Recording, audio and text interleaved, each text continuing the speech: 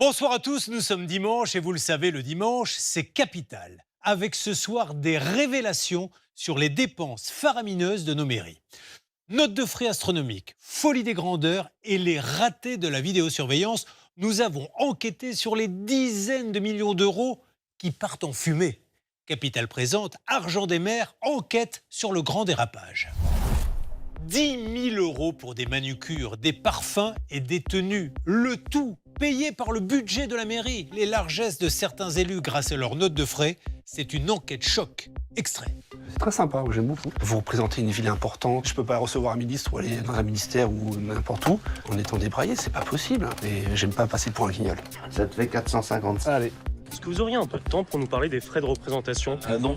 Ah non, écoutez, je ne répondrai pas à votre émission. J'ai 7 924 pour 2024, 8 539 pour 2022. S'il reste un petit peu, c'est vrai que je ne l'ai jamais rendu, mais on m'a jamais demandé de la rendre non plus. Le manucure, soins esthétiques, 77 €. Un maquillage, 280 €. on estime qu'un élu ne doit pas faire prendre ses dépenses quotidiennes par le budget de la mairie. Elle vient souvent chez nous, en effet, ouais. Ah ouais? Ça doit être une bonne cliente là pour le coup. Cantine, voirie, piscine, les mairies croulent sous les normes à respecter. Et cela nous coûte une fortune. Qui profite de cette folie très française? Extrait. Ça, c'est les normes, les décrets avec lesquels on est obligé de travailler. Je vous le donne dans les mains, là, il va vous tomber les bras. Voilà, tout le monde est prêt pour cette séance musclée, parce qu'on a pas mal de textes ce matin. Dans mes rêves les plus fous, je prends le code de l'urbanisme, une hache, et puis je le casse en deux. Hauteur des garde-corps, normativement, tout est OK. En fait, nous, quand on conçoit un produit, si on a respecté la norme, on a fait 90% du travail. On est à 1,5 million par an. Tout est cher, pour des communes, tout est cher. Donc ça, par exemple, c'est notre manège qu'on l'a fait avec une chaîne de boucher. Officiellement, il n'est pas aux normes. Vous savez que vous finirez en prison à la fin. Avec l'âge, j'ai quelques chances de n'avoir qu'un bracelet. Des caméras partout pour garantir votre sécurité. C'est la promesse de nombreux élus. Mais combien sont vraiment utiles?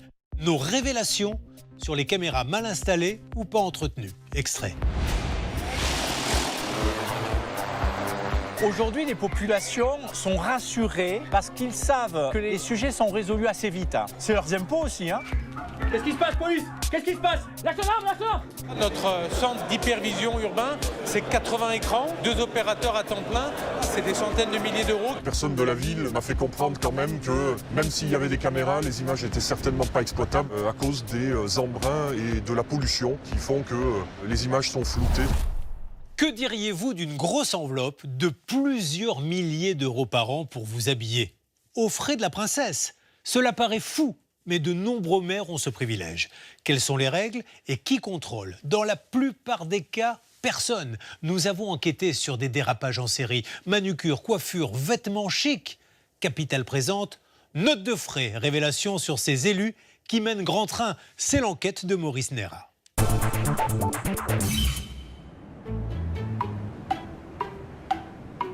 Bonne année, meilleurs vœux. Tout va bien? C'est bien, il fait un peu froid ce matin. Ouais, ça Bon. Qui n'a jamais rêvé de renouveler sa garde-robe sans sortir un centime de sa poche? T'as la forme? Meilleurs vœux, bonne année. Bonjour mesdames. Bonjour monsieur.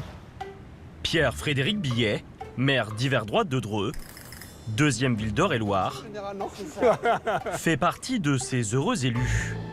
Là, on va aller dépenser un peu d'argent pour s'acheter peut-être un blazer, des chemises, voilà. Mais cet argent, c'est celui alloué par sa commune pour ses frais de représentation. Bonjour Jean-Paul, tu vas bien? Ouais, ça va très bien. Écoute, je voulais voir pour des chemises blanches plutôt. Oui. Voilà. Du XL, je dirais. Une indemnité de 6 000 € par an, votée par le conseil municipal et versée à chaque début d'année. Il ne doit pas justifier de la nature de ses dépenses. Comme tu as le col souvent ouvert, il y a celle-ci qui est assez sympa. J'aime bien celle-ci en fait. Comme ça, col italien, c'est sympa. Oui. Je vais en prendre 2 comme ça si t'en as. Alors, 2 comme ça. Des chemises de la marque Hugo Boss à 109 € chacune. Ça j'aimais bien. Ça change un peu de ce que je mets habituellement, mais c'est pas mal. Ce blazer élégant, avec un col Mao, est à 239 €. C'est très sympa, j'aime beaucoup. C'est bien, ça peut changer pour le week-end, c'est un peu moins sérieux. Tu fais une visite à un club sportif. Ouais, c'est sympa. Non, tu vois, tu vois comme quoi on peut sortir des sentiers battus. Oui. Des dépenses, selon lui, toutes justifiées.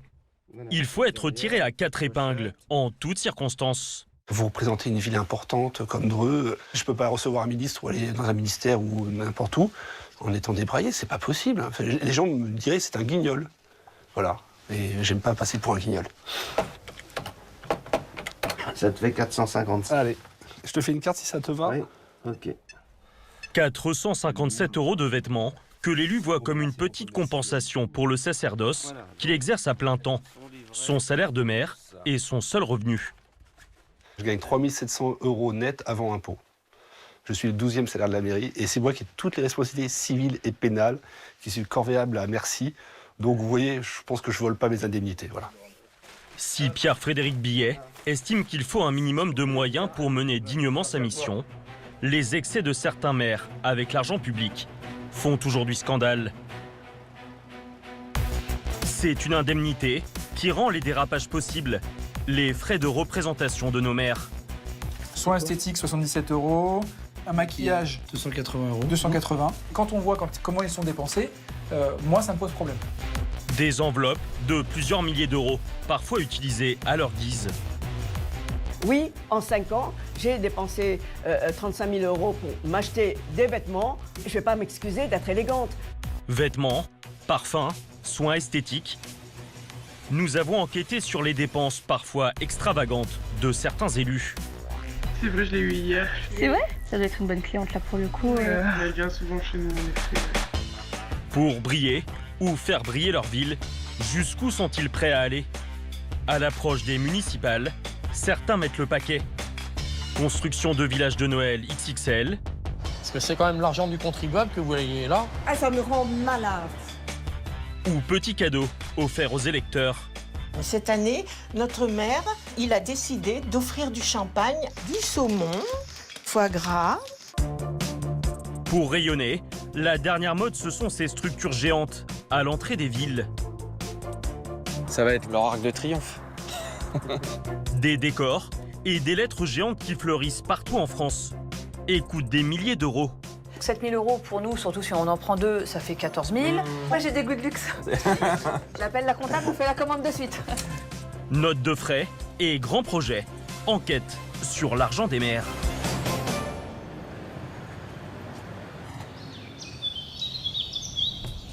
C'est un grand tabou que peu de maires osent lever en France. Faire preuve de transparence sur leurs frais de représentation. Dans les Alpes de Haute-Provence, à Digne-les-Bains, 17 000 habitants, Patricia Granet est l'une des rares à briser l'omerta. À 66 ans, elle partage son quotidien entre l'hôpital public, où elle exerce comme allergologue, et sa vie d'élu. C'est un rythme assez effréné, assez intense. Bon, ou alors c'est moi aussi, parce que je ne sais pas être pépère et que je veux que tout soit fait, bien fait. Voilà, quoi, c'est la vie d'élu. Lorsqu'elle prend les rênes de sa ville, en 2014, l'une des premières décisions de cet élu d'hiver gauche consiste à réduire d'un tiers ses indemnités de maire. Elle touche 1 900 € net par mois, qui viennent s'ajouter aux 4 200 € versés par l'hôpital. Et pour ses frais de représentation, elle veut être tout aussi exemplaire. Je prends la carte. Alors que tous les montants et tous les systèmes sont possibles, elle dispose dans son cas d'une enveloppe de 9 600 € par an, versée sur un compte personnel. Son premier poste de dépense, c'est l'essence. Là, je suis à 31 litres, à 50 €. C'est la moitié du réservoir. Chaque mois, elle en a pour 200 € de carburant. Assez pour lui permettre de sillonner le département avec son véhicule personnel et assurer ses obligations d'élu.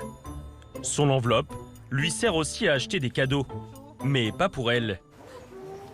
Messieurs, dames. Bonjour Marlène, ça va? Aujourd'hui, la maire attend des invités qui ont fait le déplacement depuis Paris et veut marquer le coup. L'Inde mystique d'Alexandra David-Nel. Oui. Un livre sur une figure locale, une aventurière qui a voyagé à travers toute l'Asie. Combien je vous dois, Marlène? 20, s'il vous plaît. 20 €. C'est un petit cadeau. Je pense qu'il faut rester raisonnable. 1 centime, c'est 1 centime. Il faut savoir le dépenser. Et donc même les frais de représentation, il faut en user à bon escient. Merci. Ce cadeau, qu'on dit protocolaire, Au revoir. L'élu va le remettre lors de l'inauguration d'une exposition dans ce musée de la ville. Toutes ces œuvres ont été prêtées par le musée Guimet. L'établissement parisien abrite la plus grande collection d'art asiatique en France. Son administrateur général, Vincent Billeret, en est l'émissaire. Ça, c'est un petit cadeau de ma part pour votre présidente, puisque c'est le... Ah oui, voilà. formidable. Et donc, voilà, si vous pourrez... Merci beaucoup en son nom et puis en mon nom aussi. Merci à vous. Un cadeau qui fait son effet et que la maire assume. Car la transparence est dans l'ADN de Patricia Granet. Je note tout sur un cahier et je garde, mois par mois, tous les justificatifs, toutes les factures. Ça, c'est un McDo et c'est quand on revenait du congrès des maires, 54,70 €. Je ne vais pas payer un restaurant étoilé avec mes frais de représentation. Pas d'excès et à la clé une enveloppe annuelle de 9 600 €, jamais dépensée dans son intégralité. J'ai 7 924 pour 2024, j'ai 7 650 pour 2023, j'ai 8 539 pour 2022. En 3 ans, 4 600 € n'ont pas été utilisés. Un joli reliquat, mais ce qu'il devient a de quoi surprendre. Et ça, vous le reversez à la mairie ou pas? Non, je le garde, 7 650, je garde. En fait, s'il reste un petit peu, il n'en aurait pas beaucoup, c'est vrai que je ne l'ai jamais rendu, mais on ne m'a jamais demandé de la rendre non plus. Aussi étonnant que cela puisse paraître, ces 4 600 € d'argent public, Madame le maire les a conservés. Si elle exerçait dans le privé, garder pour elle le reliquat d'une telle indemnité, censée couvrir des dépenses réelles, constituerait une rémunération déguisée qui échappe à l'impôt.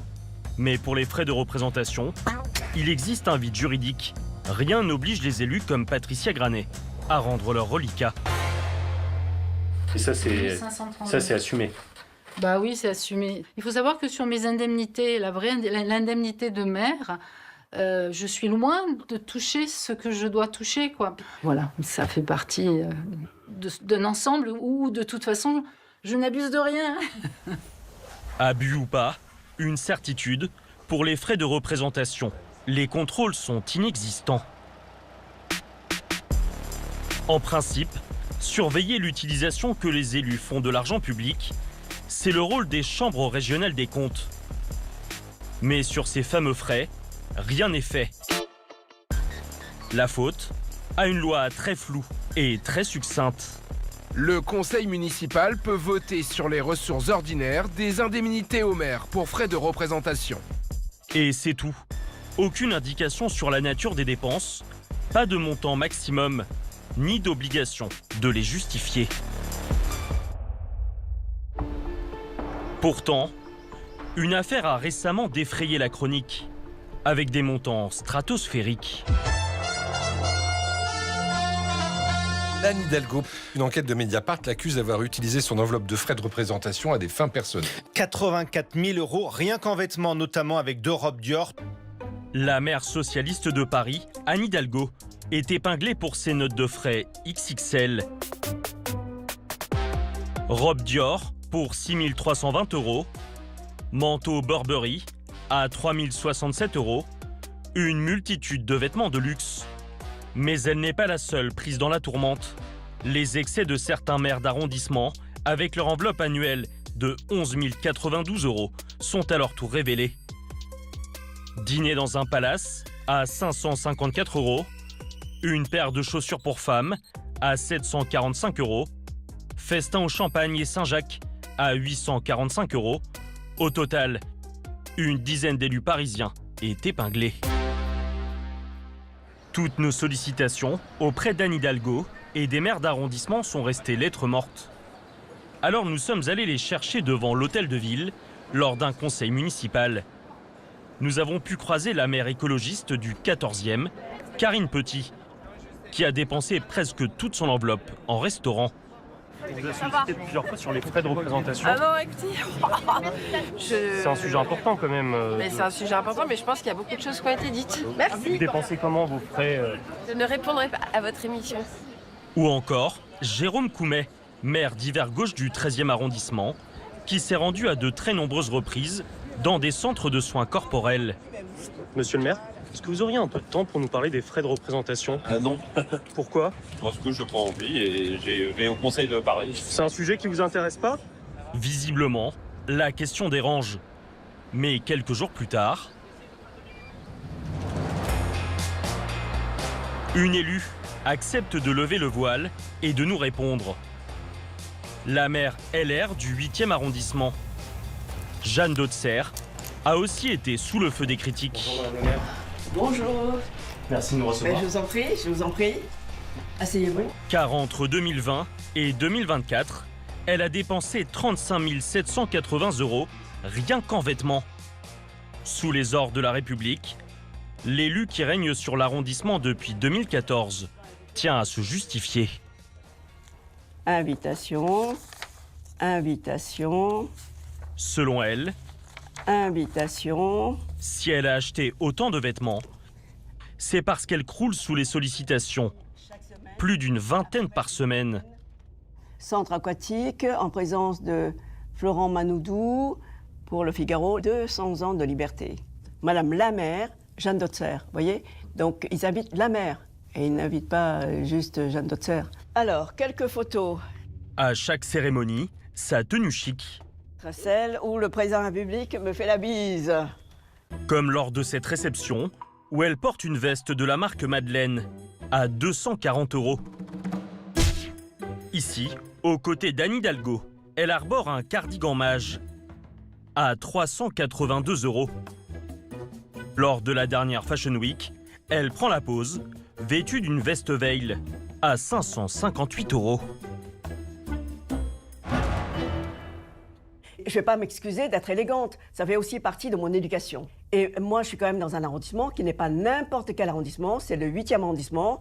J'ai 28 ambassades, je reçois énormément. Je suis constamment en représentation, du matin au soir.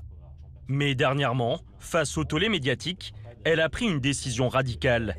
Rembourser les 35 780 € dépensés en 4 ans. Pour sa garde-robe, elle utilisera désormais ses indemnités de maire de 4 363 € net par mois.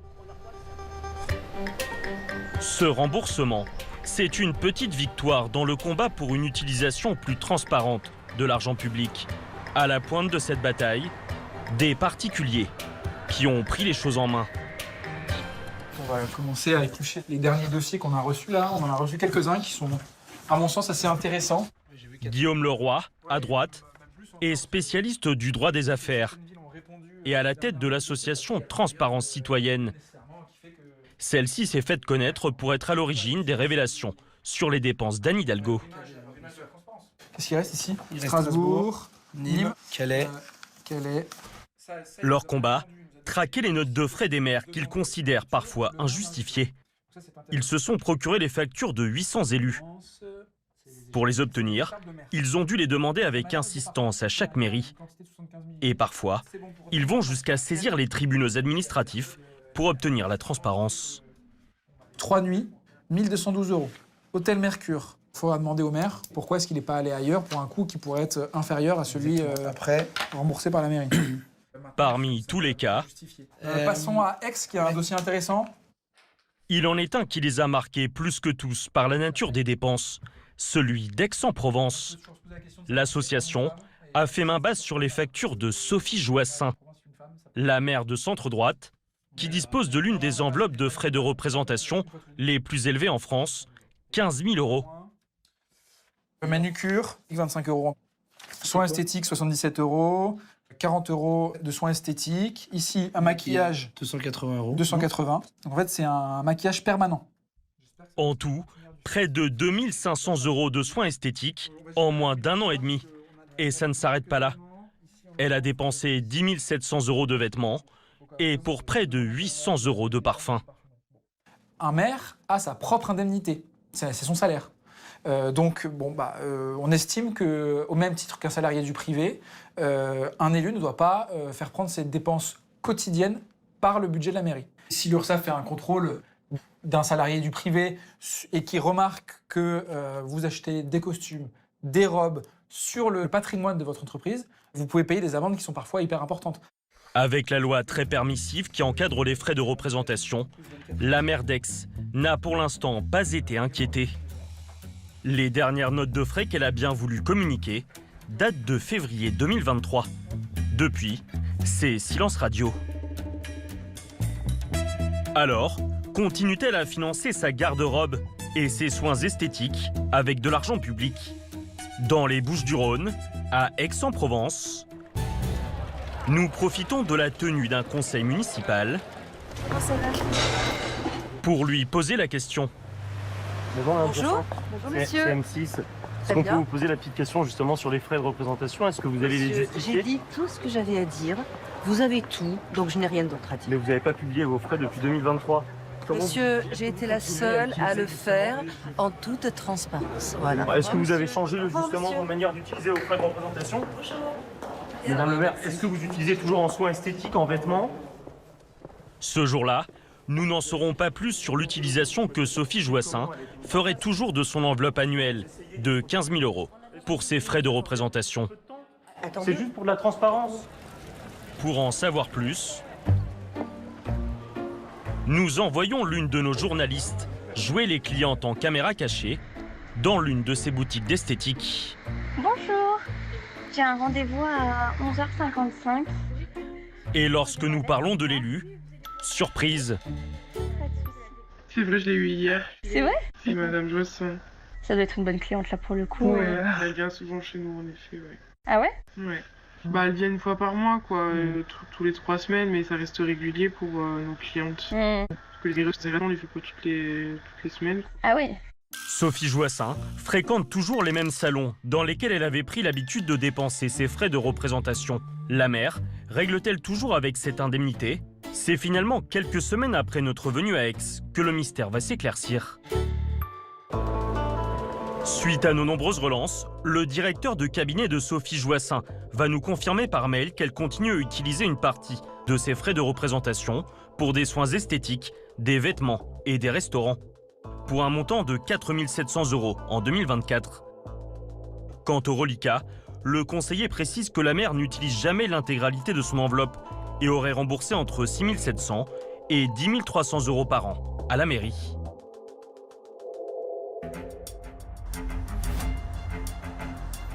Des notes de frais non contrôlées, des dépenses personnelles et même parfois, vous allez le voir, d'impressionnantes sommes d'argent public utilisées pour en mettre plein la vue aux électeurs.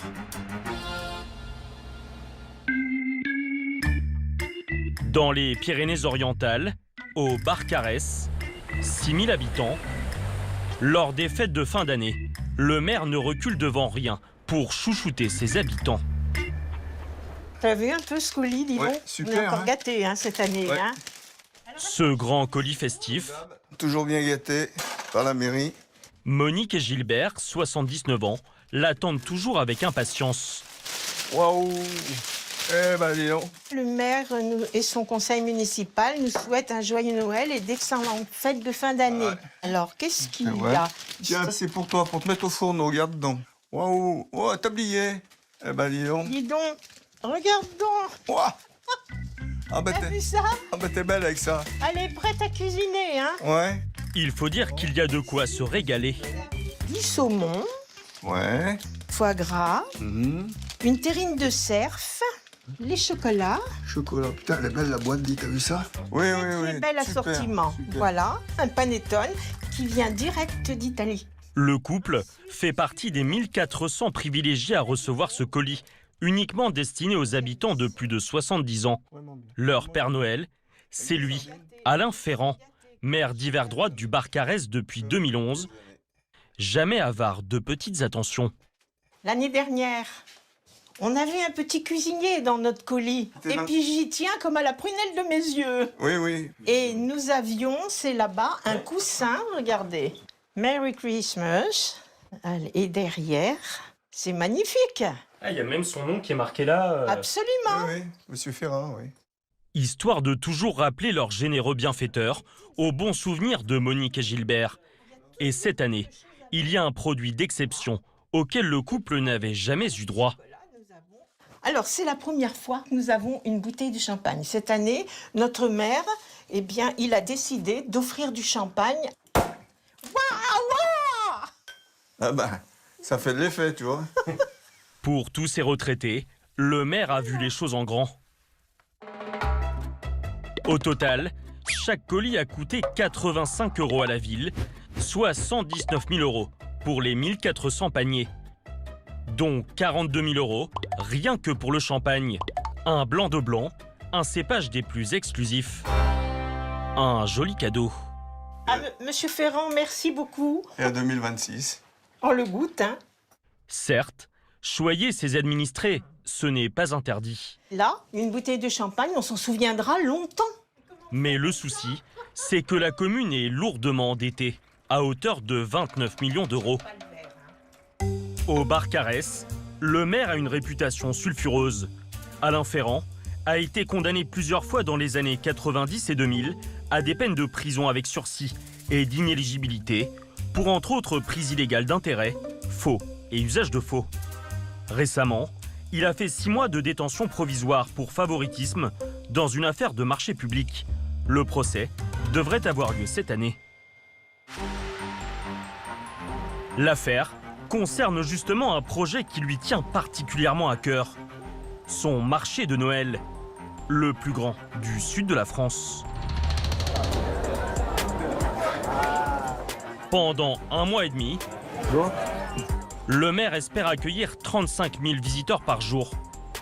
Pour 7 €, ils peuvent découvrir une centaine de chalets répartis sur 5 hectares et plonger dans un univers féerique.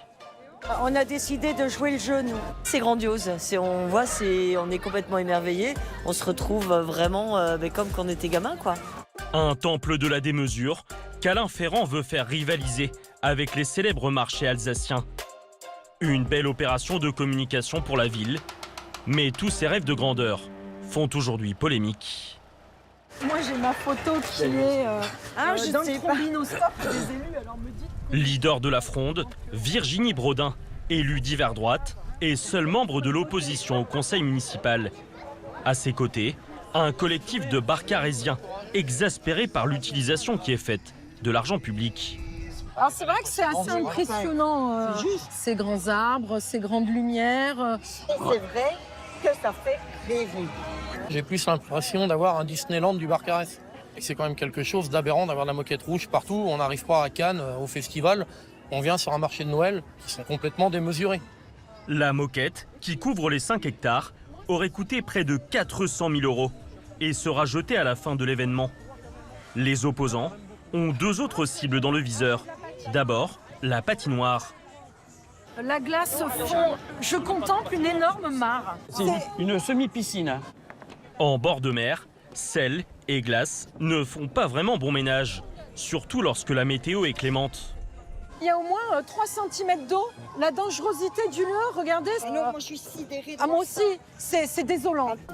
Entre ça et un prix moyen de 15 € pour y accéder, l'attraction est à moitié vide. Un gouffre financier en perspective. Et le comble, c'est que cette patinoire 1/3 plus petite que l'an passé. Le maire l'a payée très cher, 114 000 €.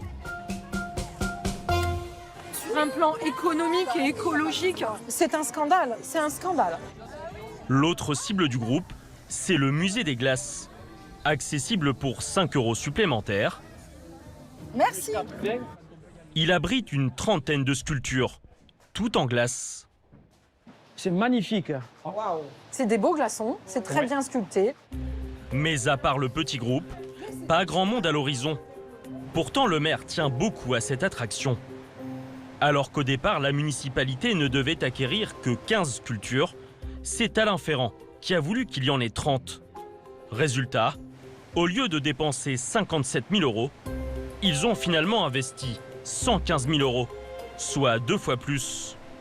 L'opposition, je pense qu'elle a matière à se poser des questions quand on voit qu'on dépense toujours plus. Parce que c'est quand même l'argent du contribuable que vous voyez là, l'argent des contribuables du Barcarès. Ah, ça me rend malade. Au final, la facture est salée.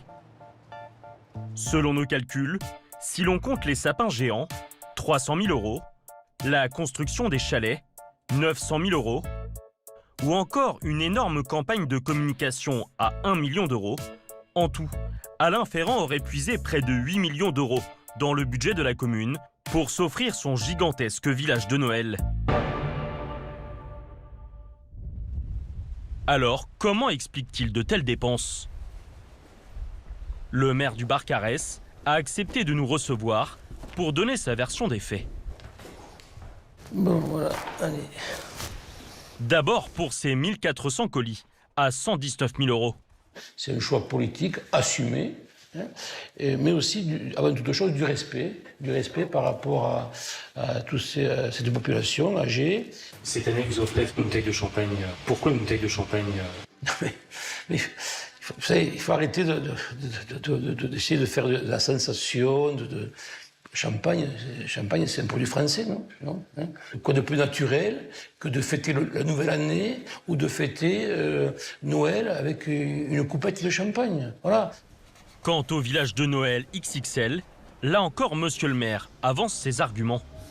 On ne peut pas, avec une baguette magique, créer un événement international. Donc bien sûr qu'il y a un investissement de base qu'on renouvelle chaque année, parce qu'il faut aussi savoir se renouveler.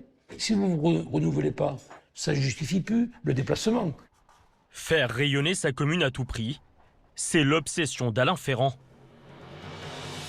Son dernier fait d'armes, ces lettres géantes installées de part et d'autre d'un rond-point.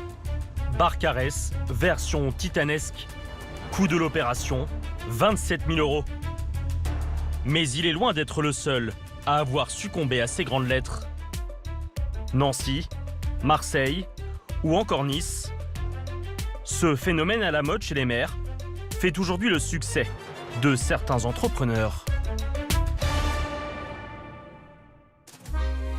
Dans la Marne, à Mareuil-le-Port, 1100 habitants, la petite bourgade champêtre s'apprête à vivre un relooking radical.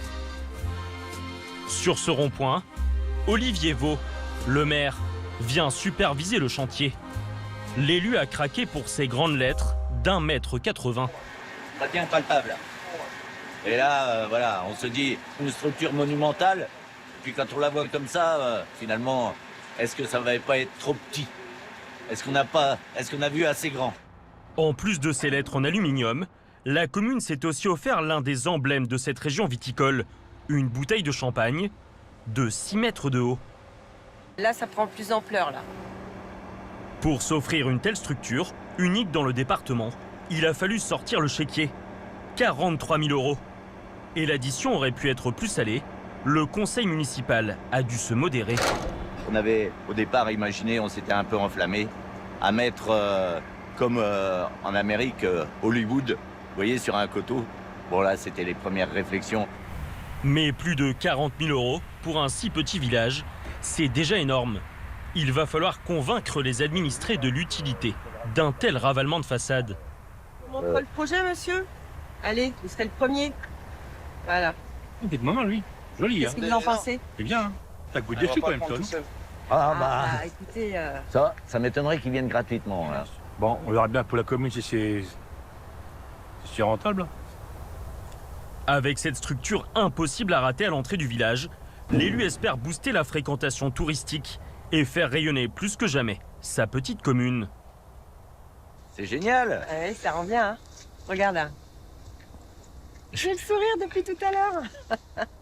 Qu'est-ce que vous répondriez aux personnes qui vont vous dire c'est de l'argent utilisé à mauvais escient? Non, il n'y a rien d'utilisé à mauvais escient. C'est juste des choix. Les choix, on les fait pour apporter justement un plus à Mareuil-le-Port, un plus à notre collectivité, au tourisme, au commerce. Ces lettres géantes qui fleurissent un peu partout, on les doit à un entrepreneur qui a eu la bonne idée avant les autres. À 130 km de là, dans les Ardennes, à Fleigneux. Ça aurait été un peu plus gros. C'est de là qu'il y a l'air fort. Non, mais après, c'est fait pour que ça passe aussi en peinture. Cyril Ouriez est à la tête du leader du marché des lettres géantes en France. Déjà 150 mairies à son tableau de chasse.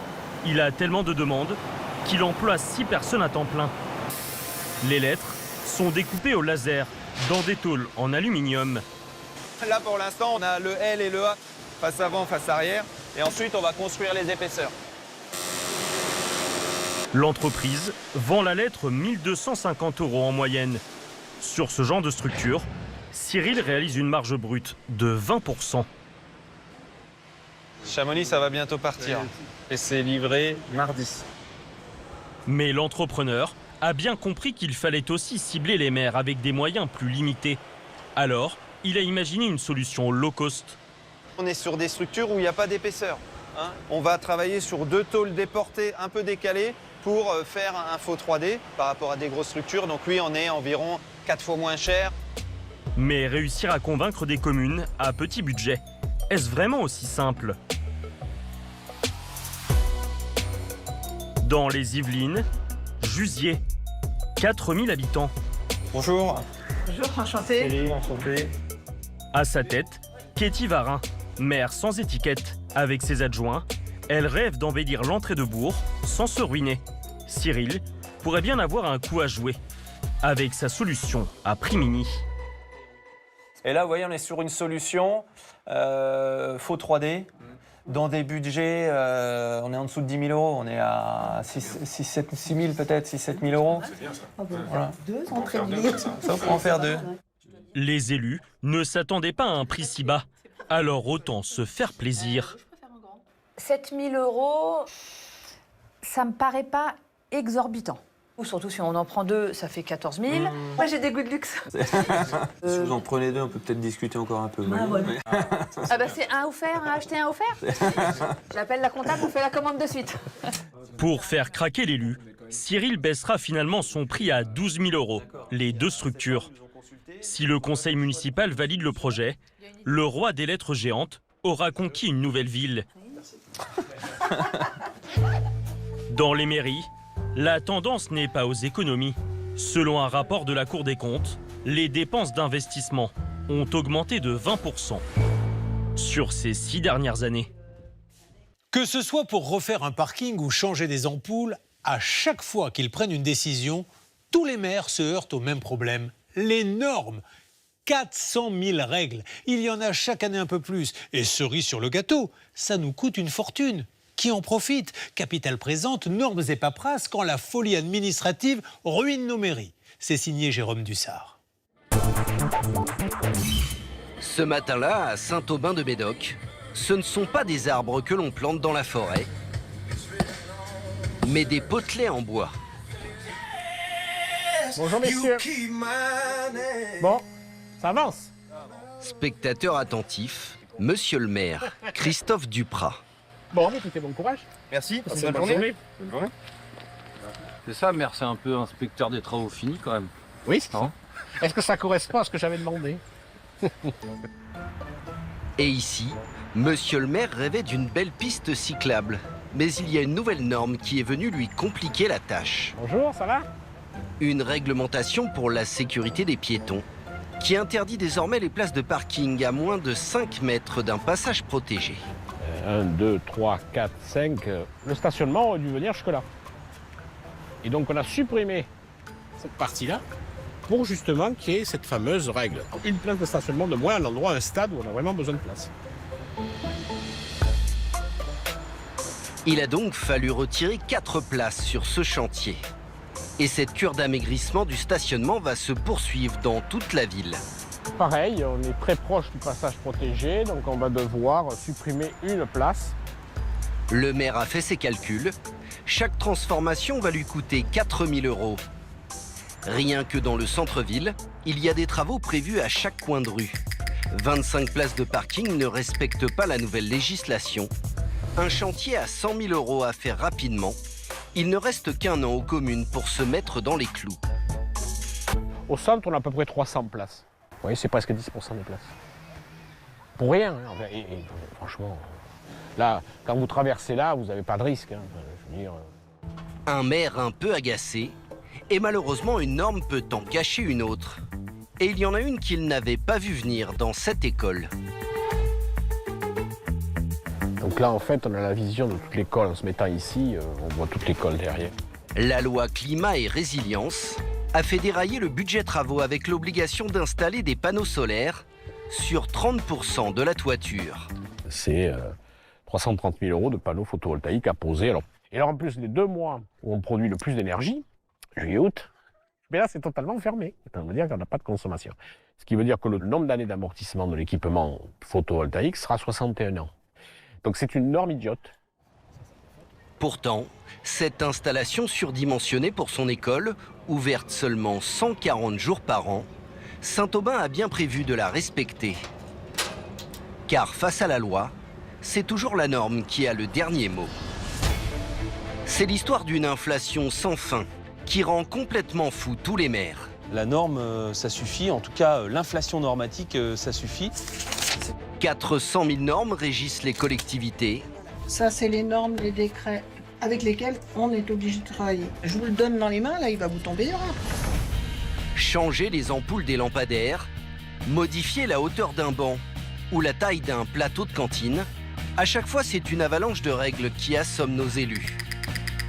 Cet empilement sans fin pèse très lourd dans les finances des mairies, 1,6 milliard d'euros par an. Pourtant, depuis des années, c'est toujours le même refrain. Toutes les pistes sont déjà sur la table, qui pourraient nous permettre d'élaguer beaucoup de normes qui me semblent complètement surréalistes. Les mêmes promesses, des années que ça dure. Je veux alléger le fardeau des règles et des normes. Il n'y aura plus de normes supplémentaires. Il nous faut nous débarrasser d'un certain nombre de règles archaïques.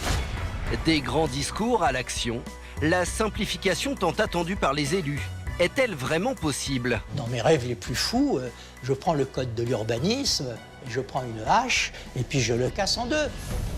Derrière un besoin de sécurité, le trop-plein de normes n'est-il pas devenu un business qui ruine nos mairies? On est à 1,5 million par an. C'est énorme. Tout est cher pour des communes, tout est cher. Plongé dans les profondeurs d'un immense océan, où les 35 000 maires de France tentent de ne pas couler. S'il y a bien un domaine où les normes ont leur mot à dire, c'est dans celui de la sécurité des enfants. C'est ce qu'a découvert le maire d'un des plus beaux villages de France. À Baume-les-Messieurs, dans le Jura. Niché au fond de la vallée, ce village de 160 habitants attire chaque année des milliers de touristes, avec son abbaye impériale, sa fameuse cascade, et désormais... Ouais, mais ça avance, hein, votre truc, là. Son aire de jeu flambant neuve. On vient voir ça en direct sur le chantier. Petite visite ludique pour monsieur le maire et l'entreprise responsable de la fabrication. Attention à vous. Il reste encore un peu de travail avant la livraison, mais le chantier est en bonne voie. Et cette aire de jeu a son importance pour le village. C'est une promesse de campagne de Serge Moreau. Il y avait une aire de jeu dans le camping qui était un peu obsolète. Et puis j'avais promis aux gens du village de refaire une aire de jeu pour les gamins du village. Simple sur le papier, mais plus compliqué quand la législation pointe le bout de son nez. Dans une commune avec des monuments historiques, monsieur le maire a tout d'abord dû choisir des équipements en bois uniquement. Donc là, sur les zones, donc 1,50 m de dégagement autour de votre petit mur d'escalade. De quoi grimper, glisser, et même un grand classique. On a un jeu ressort type tape-cul. C'est comme ça qu'on les appelle. Et ça, vous n'avez pas pu le faire? Juste acheter l'aire de jeu et tout installer vous-même, enfin avec les services de la mairie? Oui, les services de la mairie sont assez limités quand même. Hein. On n'est que 160 habitants, donc... Et ça n'a pas l'air comme ça. Mais installer une telle zone de jeu sur l'espace public en accès libre, ce n'est pas une formalité. Mais bon, donc il n'y a pas de souci. En cas de problème, un seul responsable, le maire. Alors pour se protéger, une seule solution, installer des structures qui respectent les normes. Et cette sécurité a bien sûr un prix. On s'était fixé autour de 35 000 euros. Quoi. On ne voulait pas non plus faire parce qu'on n'avait quand même pas beaucoup d'enfants. Donc bon, faut non plus... vous avez combien d'enfants à peu près sur la commune? Oh, une dizaine. Ça fait un sacré budget par enfant quand même. Oui, mais il y a aussi les enfants du camping qui viennent aussi. Voilà. Facture finale, 39 000 euros. Un peu plus cher que prévu. La petite passerelle où en fait les enfants travaillent un petit peu l'équilibre, on a du mouvement. Donc, en fait, ça... Et en plus, le maire n'a finalement pas eu la balançoire qu'il désirait. Je voulais un jeu de plus, mais bon, effectivement, on n'a pas pu le mettre parce qu'il n'y avait pas la place. Le fait que ce soit un jeu en mouvement, mouvement forcé, merci, il est obligé d'avoir sa zone propre à lui. Donc tout de suite, ça rajoute une zone, c'est un grand rectangle, là c'est important. Ouais, voilà. Et tout à fait, monsieur le maire a raison, ça ne rentrait pas par rapport aux dimensions qui avaient été voulues. Car aujourd'hui, les règles sont beaucoup plus strictes. En 40 ans, le visage des aires de jeu a bien changé. Souvenez-vous, dans les années 80, c'est la fiesta dans les parcs et la cour de récré. Les aires de jeu investissent les lieux publics accueillant des enfants. Pour être heureux, il suffit parfois d'un pneu. Les immenses structures se développent à vitesse grand V. Et à l'époque, plus il y a de fous, plus on rit. Le seul mot d'ordre, la liberté.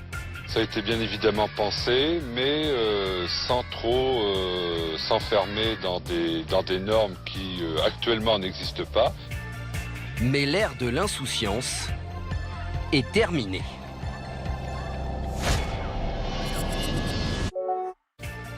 Mais l'ère de l'insouciance est terminée. En 1998, il n'y a pas que la Coupe du Monde. Place à la sécurité, avec la création de 2 normes européennes.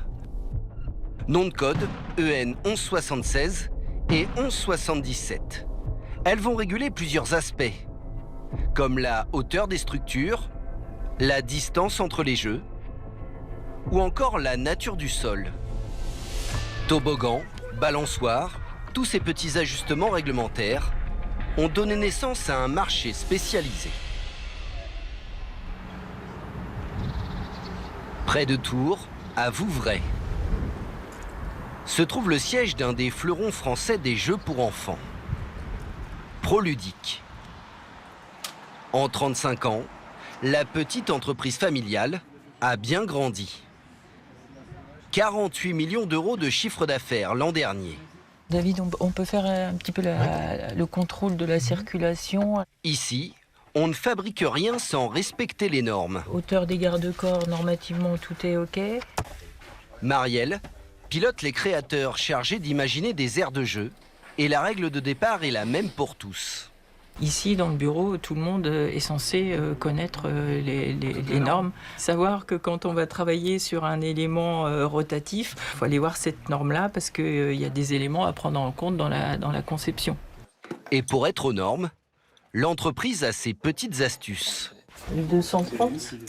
Marielle utilise des gabarits qui permettent de traquer le moindre danger. C'est censé représenter le bouton qui est à l'extrémité d'un cordon de capuche ou quoi que ce soit. Vous balancez la chaîne, ici, ça ne se dégageait pas. Là, vous auriez un risque de coincement. Et là, je vois que dans tous les cas, voilà, ça se dégage facilement. Donc là, en l'occurrence, il n'y a pas de coincement de cordon. Si on a respecté la norme, on a fait 90% du travail de sécurisation de notre produit. La suite se passe dans les ateliers de l'entreprise qui revendique une fabrication 100% made in France. Chaque poteau est plié à la bonne forme, un travail de haute précision, où la moindre petite découpe est faite au laser. Et bien évidemment, priorité à la sécurité. Le bon respect de la norme est vérifié sur chaque étape. Pour sa dernière trouvaille, une toile spectaculaire, le spécialiste des aires de jeu propose même une ascension à 3 mètres de haut, certifiée sans danger. Donc là, par exemple, je me retrouve au sommet de la structure et partout autour de moi, j'ai des élans qui me permettent de ne pas tomber d'une hauteur qui soit trop importante et trop risquée. Vous essayez de tomber là? Ouais, je peux. Ce labyrinthe de normes qui complique la vie des maires est-il justifié? Thierry Chambol travaille dans l'entreprise depuis 27 ans. Il est aujourd'hui le directeur général. Et donc vous trouvez qu'il y a trop de normes ou pas? Non, il n'y en a pas trop. Il y a ce qu'il faut. Vous ne vous plaignez pas qu'il y ait de plus en plus de normes parce que c'est bien pour votre business? Les normes ne sont pas bien pour notre business. Les normes sont nécessaires pour notre business pour donner à un moment donné un cadre de travail. Voilà. Qui soit partagé par tout le monde. Tous mes confrères ont le même contexte. Et donc, de ce point de vue-là, on est sur un pied d'égalité. Autre avantage, d'après l'AFNOR, le géant de la certification, respecter les normes assure aux entreprises une maîtrise du marché et permet de booster la croissance de 20%. Mais dans le monde merveilleux des normes, les quelques milliers d'euros d'une aire de jeu ne pèsent pas bien lourd face aux millions de la rénovation énergétique, car la chasse aux passoires thermiques est lancée et elle pourrait mettre à terre de nombreuses mairies. Dans l'ouest de la France, à 20 minutes de Nantes, bienvenue à Vertou. Une ville se réveille, la tête dans les nuages. Vertou se met à rêver. D'une ville qui respire, qui inspire. Le maire de cette commune de 26 000 habitants avait des rêves plein la tête. Salut! Mais Rodolphe Ameillan a vu les finances de sa ville plombées par une norme. Il y a un peu de contemplation dans cet endroit. Un décret lui impose de très lourds travaux sur quasiment tous ses locaux administratifs. C'est une maison ancienne du 19e siècle, c'est la maison de l'Éclusier. On a des choses à faire, vous voyez bien, la toiture, les ouvertures, et puis un certain nombre de travaux d'isolation thermique. Bon, ça, c'est un billet qui tournera autour de 500 000 euros. Ce projet de rénovation énergétique, ce n'est pas une option, mais une obligation depuis la parution du bien nommé décret 2019-771, dit décret tertiaire. Il impose une réduction de la consommation d'énergie de 40% dès 2030 pour les bâtiments publics de plus de 1000 m². Et problème pour monsieur le maire, à Vertou. Ouais, il y en a partout. Concernée également la bibliothèque ou encore l'école de musique. Au total, 39 bâtiments sont concernés, dont l'hôtel de ville. Bonjour Sophie. Où les travaux ont déjà commencé. Donc là, on voit bien comment on isole par l'extérieur. On augmente l'épaisseur, et ce qui permet d'isoler. Et ensuite, on remet un enduit par-dessus. On a refait, par exemple, toutes les toilettes. Elles n'étaient pas accessibles pour les personnes à mobilité réduite. Et ben, on a profité de tous ces travaux pour mettre aux normes. L'enveloppe pour réaliser ce chantier pique un peu. On a changé toutes les fenêtres, là. 4 millions d'euros au total. Et souvenez-vous, à Vertou, ce n'est que le début. En plus de l'hôtel de ville, la commune a 38 autres bâtiments publics à rénover, comme la bibliothèque, l'école de musique, la salle des fêtes ou encore un gymnase. Toutes ces rénovations coûteraient 28 millions d'euros, soit l'équivalent de tous les investissements lors de la précédente mandature. Si Vertou s'était lancé dans tous les chantiers imposés, cela aurait notamment rendu impossible la création d'une école primaire. Ça, c'est l'isolant. Le compte à rebours pour 2030 est lancé. Dans 4 ans, il faudra malgré tout être aux normes. C'est l'obligation dans un délai contraint et trop court qui empêche, qui paralyse. C'est le fait que 28 millions d'euros, vous ne pouvez pas les sortir en 4 ans. Ça n'existe pas pour Vertou. Même s'il a prévu de respecter la loi, Rodolphe Ameillan espère un peu de souplesse. On se fait un petit point du coup travaux. La rénovation globale de ce bâtiment-là. Surtout que le décret tertiaire pourrait coûter encore plus cher en cas de retard. Près de 300 000 euros d'amende par an pour Vertou. C'est trop fort, trop vite, et puis une norme en plus une autre, quoi. Toujours plus de normes. Il y en a aujourd'hui plus de 400 000. Une situation qui étouffe chaque jour un peu plus les collectivités. Alors comment stopper cette inflation sans fin? Comment empêcher la banqueroute pour des milliers de mairies? Une solution semble exister, simplifier. C'est un serpent de mer, une promesse sans cesse repoussée, mais un homme est bien décidé à relever ce défi. Il est à la tête du CNEN, le Conseil national d'évaluation des normes.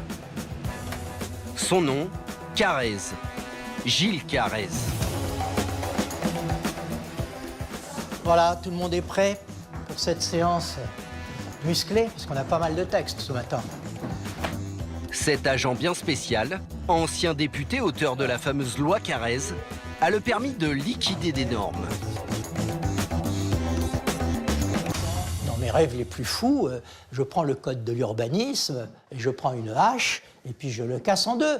Bon, ça c'est le café du commerce, on entend ça ici ou là, c'est pas comme ça que ça marchera. Alors comment ça marche? Pas de café, mais des réunions mensuelles pour réduire la voilure administrative. Très bien, tout ça m'a l'air...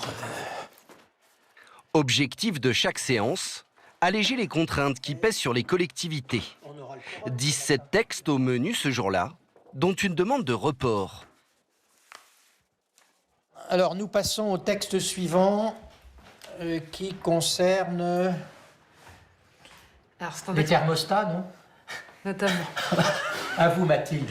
Il est présenté par le ministère de la Ville et du Logement. C'est un décret qui modifie plusieurs décrets relatifs au système d'automatisation et de contrôle des bâtiments tertiaires. Des thermostats automatiques. Cela peut prêter à sourire, mais le coût de cette mesure est estimé à plus de 3 milliards d'euros sur tout le territoire.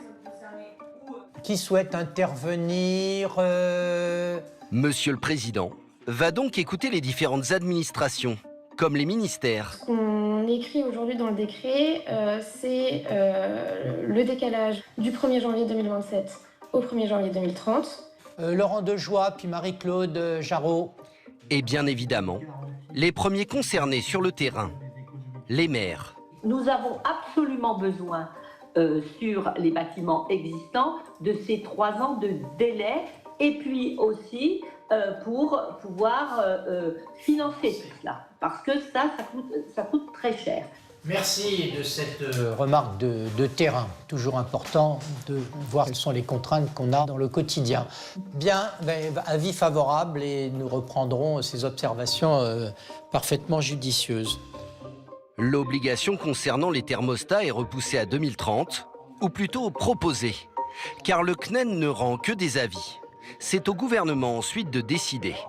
Simplifié, cela reste complexe. Mais pour Gilles Carrez, il y aurait pourtant un moyen de faire plus simple, et cela, dès le départ. Ce qui est très contestable, c'est dans la loi et dans le décret, de façon ultra détaillée, d'imposer la même chose au maire de Dunkerque, au maire de Limoges, au maire de Menton ou au maire d'une toute petite commune.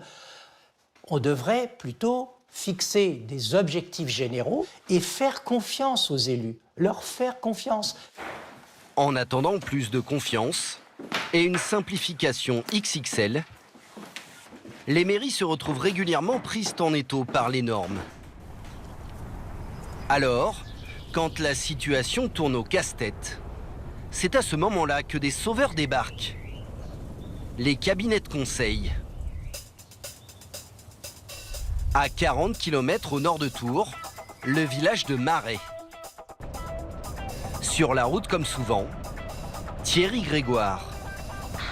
Depuis 35 ans, il se rend au chevet des maires qui ne s'en sortent plus face aux normes.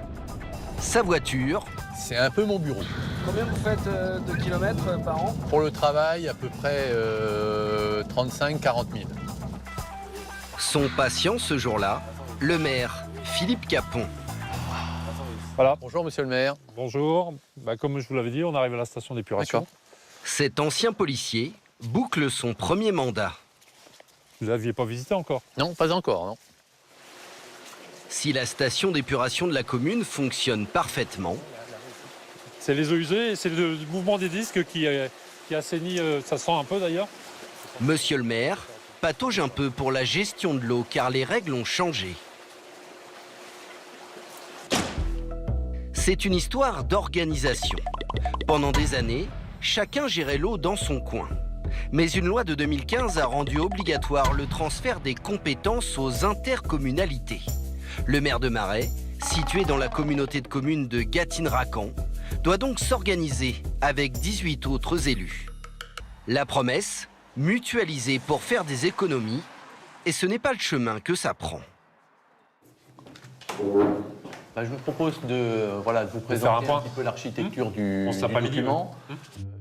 Pour réussir ce mariage forcé à 19, c'est Monsieur Grégoire qui opère, et son PowerPoint ne parle pas de réduire les coûts, mais d'investir. Ça veut dire qu'aussi, à 10 ans, l'investissement sur l'ensemble des communes serait de plus de 7 millions d'euros. Donc ça veut dire que pour financer tout ça, autant vous dire qu'il va forcément falloir que le prix de l'eau augmente.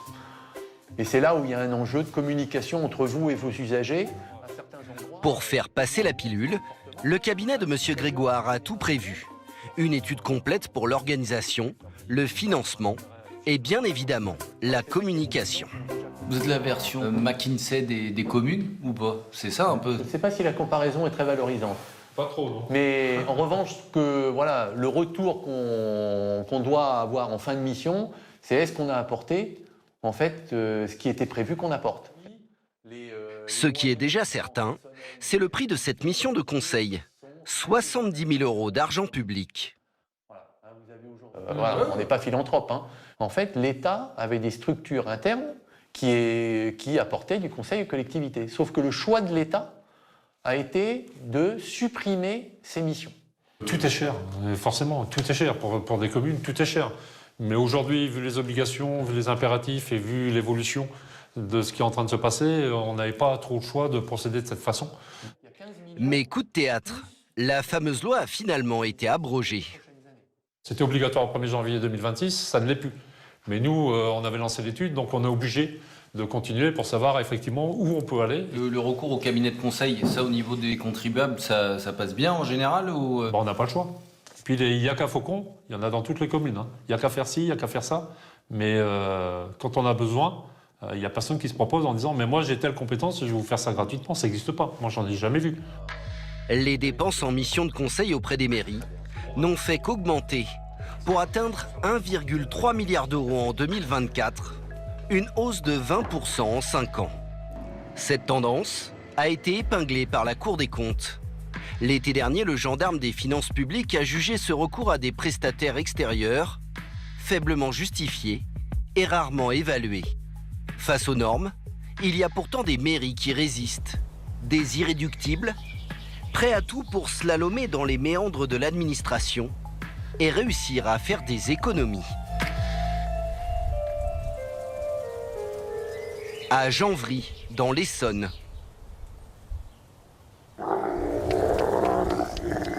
Le chef du village est avec ses petits protégés. Ça, c'est mes gros bébés. Chameau de Sibérie. C'est Agba. Et puis, lui, comme je l'ai acheté au moment du Covid, on l'avait appelé Microbe. Chameau, hein, les enfants. Dromadaire, Christian Schott est un amoureux des camélidés. Cet ancien antiquaire a fait le choix il y a 37 ans de veiller sur la destinée de son village. Un petit bonhomme. Depuis, Christian est donc monsieur le maire dans un style plutôt hors norme. Comme pour l'organisation du marché de Noël. L'événement attire dans ce village de 654 personnes, plus de 100 000 visiteurs chaque hiver. Un rassemblement très encadré administrativement. Et pourtant... Donc ça, par exemple, c'est notre manège, puisqu'il y a les petites chaises et ils tournent. Et chaque année, la magie de Noël opère. C'est vrai qu'on l'a fait avec une chaîne de boucher. Alors c'est effectivement pas vraiment aux normes européennes, mais ça fait 20 ans qu'il tourne. Moi, je fais un tour de télésiège avant tout le monde. Alors avec mes 100 kilos, les gosses qui en font 20, ça va, quoi. Mais on fait extrêmement attention. Il y a toutes les sécurités, mais officiellement, il n'est pas aux normes. Voilà. Ce recours au système D n'est pas une exception. Janvry en a même fait sa marque de fabrique pour toutes ses attractions. Alors, il y a un deuxième manège illégal. Alors ça, c'est notre plus vieux manège. Il tourne exclusivement avec les jouets que nous récupérons dans les encombrants. Donc il est évidemment gratuit pour les gosses. Hein.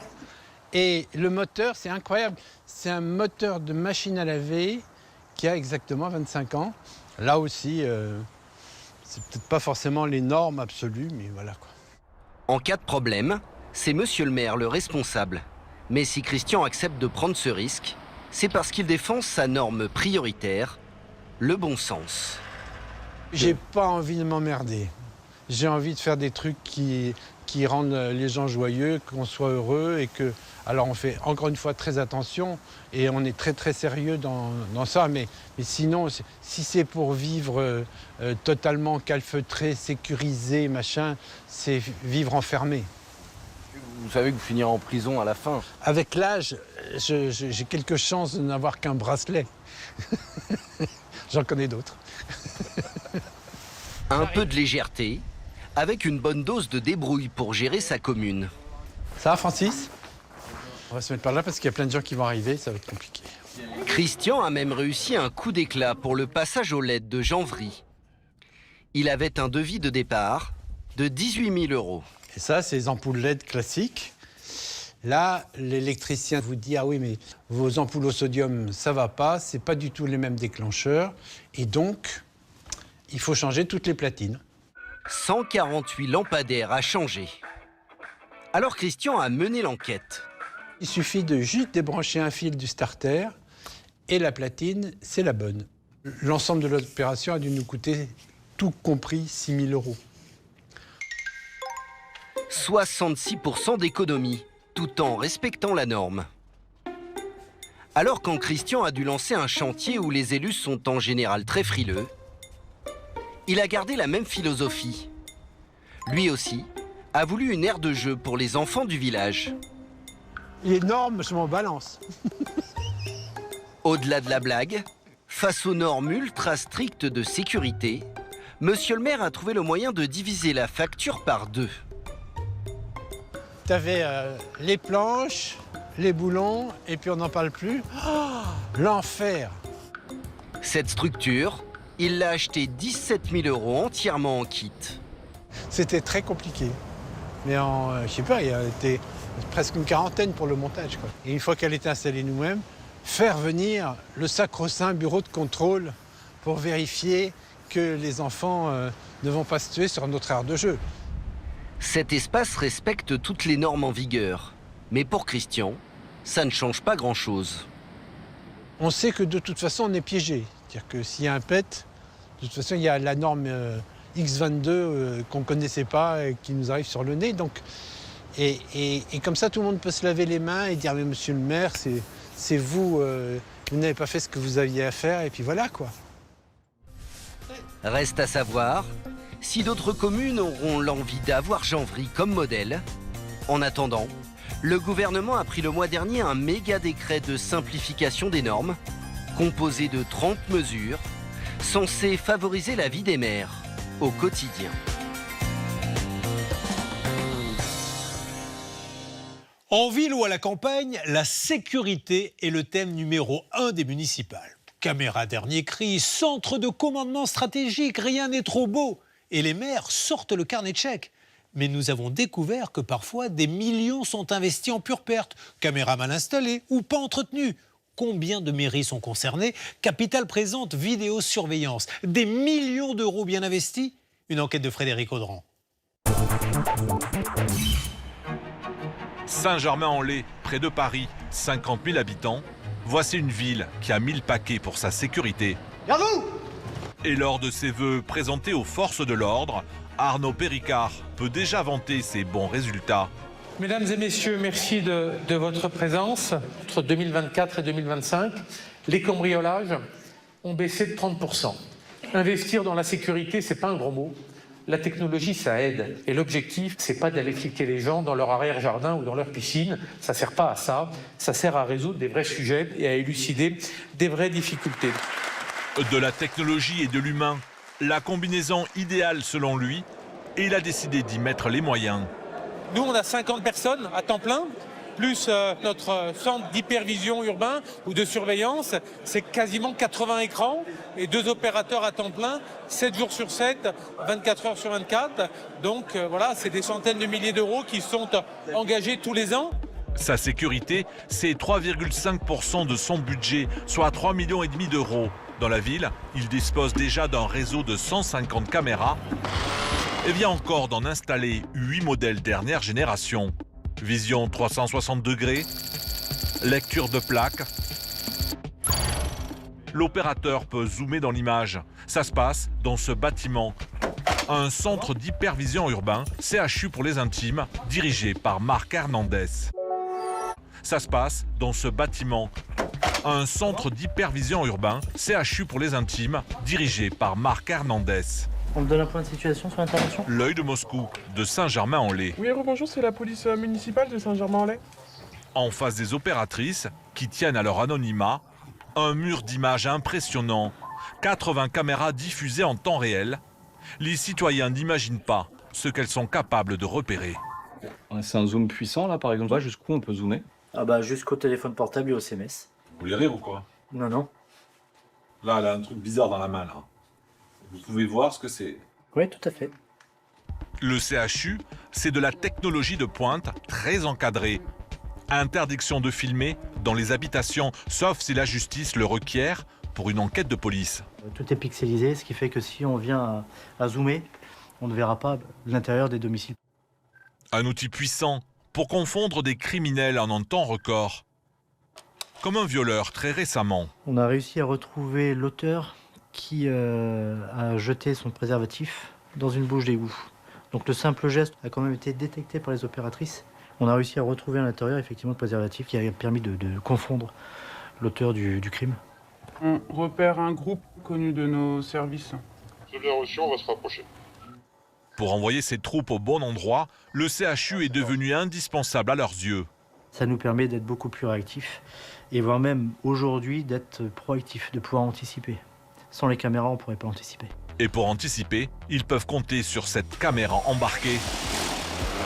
Un drone à 60 000 € offert par la mairie, doté d'une caméra thermique. Là aussi, l'usage est limité par la sécurité aérienne, mais ce ne sont pas les besoins qui manquent. Par exemple, tout ce qui va être tuerie de masse, fusillade, pouvoir faire venir d'abord du matériel avant de faire venir l'humain, pouvoir capter les positions, comprendre la logique des lieux et comment intervenir. Se préparer à toutes les situations, c'est pris très au sérieux ici.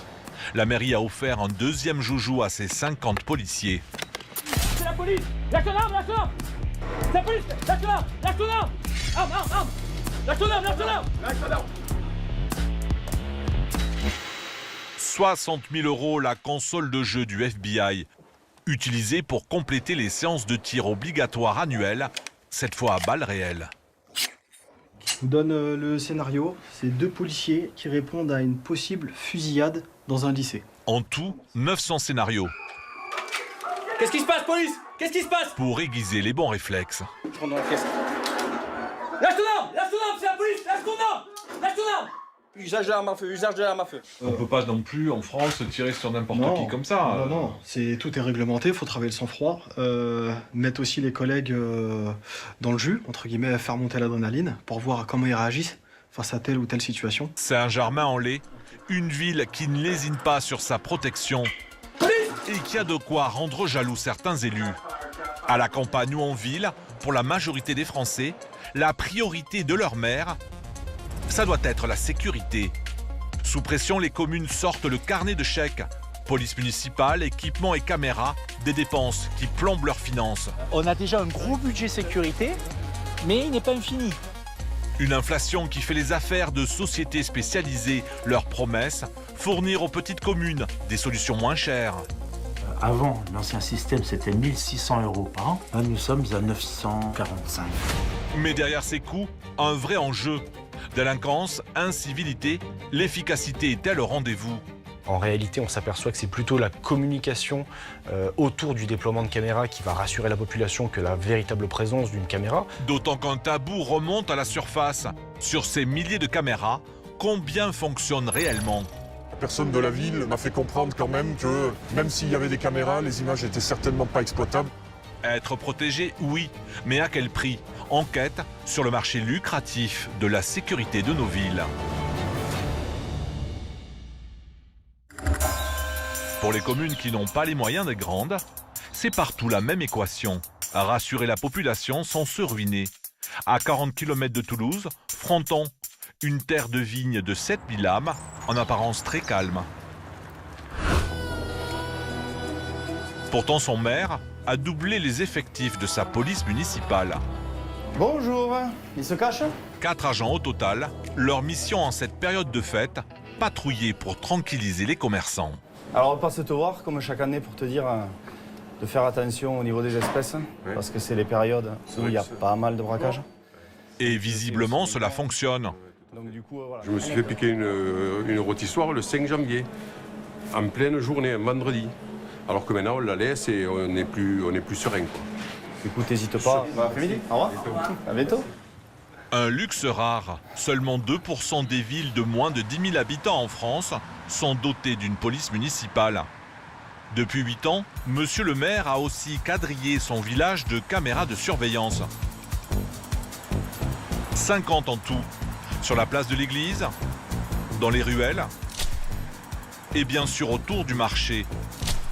Et à entendre les policiers, elles leur sont parfois bien utiles. Celle de là, nous a servi parce qu'il y a eu une bagarre où il y a eu des individus blessés, où il y a eu l'ambulance qui est venue. Et dans cette bagarre-là, on avait un individu avec un scooter de grosse cylindrée. Donc là, grâce à la vidéo, nous, ça nous a permis de pouvoir le repérer lorsqu'il est passé devant nous en fait. Du bleu présent dans les rues, des caméras partout. Tout cela pèse dans les finances de Monsieur le maire. 300 000 € par an, soit quasi 5% de son budget. Salut madame. Hugo Cavagnac ne regrette pourtant aucun centime dépensé. Ici, cette caméra nous a permis d'identifier en 48 heures un gamin qui était venu casser la vitre qui est là. Aujourd'hui, les populations sont rassurées parce qu'ils savent, que c'est préventif et que les sujets sont résolus assez vite. C'est leurs impôts aussi, c'est nos impôts. Quand on change ces baies vitrées, ça coûte très cher. Donc quand les caméras évitent qu'on ait à les changer ou que l'auteur a à payer directement, ça rassure tout le monde. Mais pour protéger ses habitants, Hugo Cavagnac a besoin de bien plus que des caméras. Fin novembre à Paris, le congrès des maires. C'est surtout l'occasion rêvée pour les élus, dont celui de Fronton, de faire leurs emplettes en termes de sécurité. Parmi ces stands, on trouve de tout. Des caméras dernier cri, bien sûr, mais aussi des solutions d'alerte ou des alarmes confinement. Veuillez rejoindre la zone de mise à l'abri et vous confiner. Hugo Cavagnac est toujours à l'affût de nouveautés, tant qu'elles tiennent dans son budget serré. Mais ici, l'offre a de quoi lui donner le tournis. C'est un hyper supermarché. Et d'ailleurs, je peine toujours à me retrouver. Et vous n'avez pas bouffé le budget de la mairie, vous? Aujourd'hui, ils ont surtout besoin de bornes pour stopper des attaques à la voiture bélier. Souci, celle-ci est automatique et coûte la bagatelle de 8 000 €. Il leur faut trouver moins cher, peut-être chez ce concurrent. Ça, c'est pour de l'événementiel, des événements qui vont durer qu'une journée ou autre. Et vous allez avoir justement plusieurs modules à mettre les uns avec les autres pour sécuriser un accès. Gros avantage, on peut déplacer le dispositif et le ranger après usage.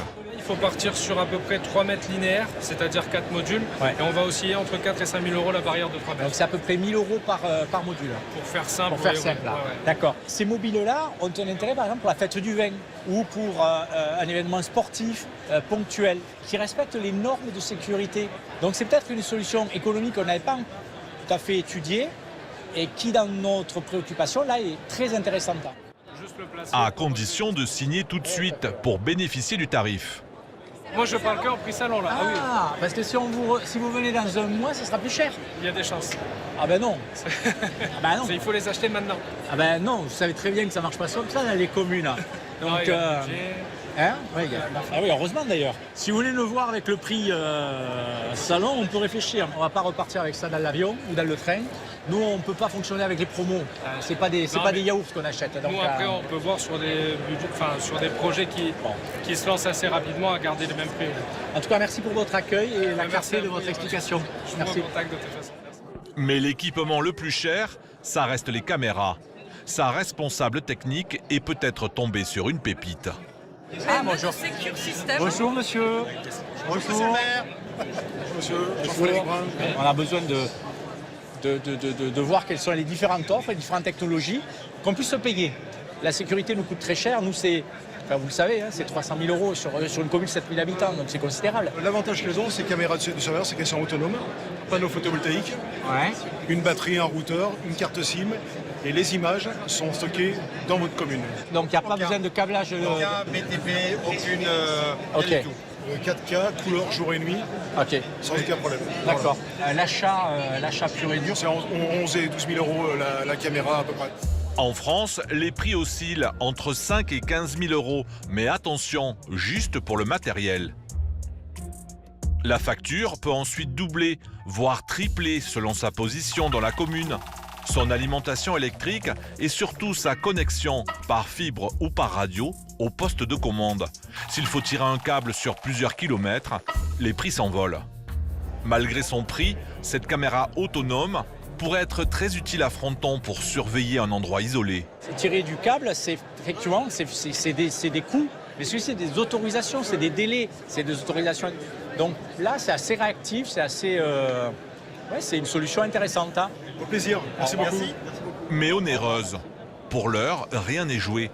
Tout ce petit monde va venir à Fronton dans les prochains mois.